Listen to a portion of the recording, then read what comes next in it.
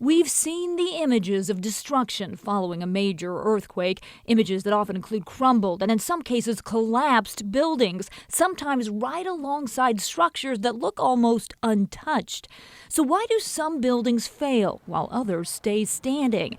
In many cases, it comes down to engineering and technology. This used to be the post office. Take, for example, Pioneer Courthouse in downtown Portland. When it was built back in 1875, it was not built to survive any sort of major seismic event. If we get the big one, the magnitude 8, like they're talking about, would it crumble? If we didn't have any protection, likely it'd be dust. But in 2004, the federal government spent $92 million on a project to make sure that would not happen.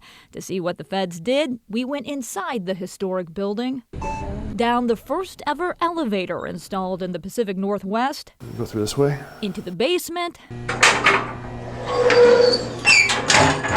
and then down even farther. This is the area that had to be excavated. It's where engineers installed what's called a base isolation system underneath the building. This is one of 70. This is what it looks like here installed.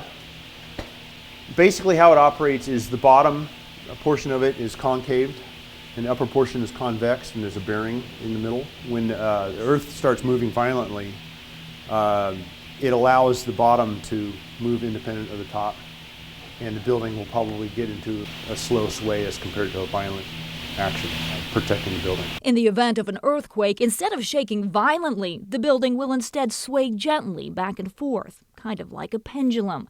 This is an example of a seismic retrofit, taking an existing building, installing some technology, and making it earthquake safer. Head a few blocks away and up a different kind of elevator. We're on the 16th floor of the new Multnomah County Courthouse. You'll find a different kind of quake softening system.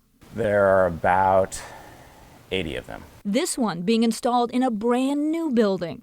But as you can see over here, we have these steel braces which are distributed throughout the building, and at the ends of those braces are these, which are fluid assist dampers. The dampers work a lot like shocks in your car, so when you go over potholes or speed bumps, instead of feeling a sharp jolt, you instead feel more of a cushion jolt.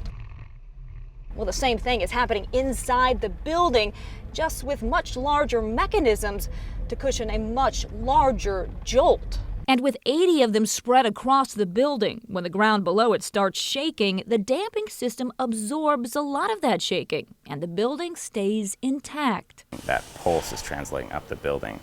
As it's translating up the building, it's basically being flattened out, squashed out by the damping provided by these fluid assist dampers. While this technology has been used to seismically retrofit existing buildings, This is the first application in Oregon for a new building. a coupling of modern engineering with both new construction and some old, preserving history and helping to save lives.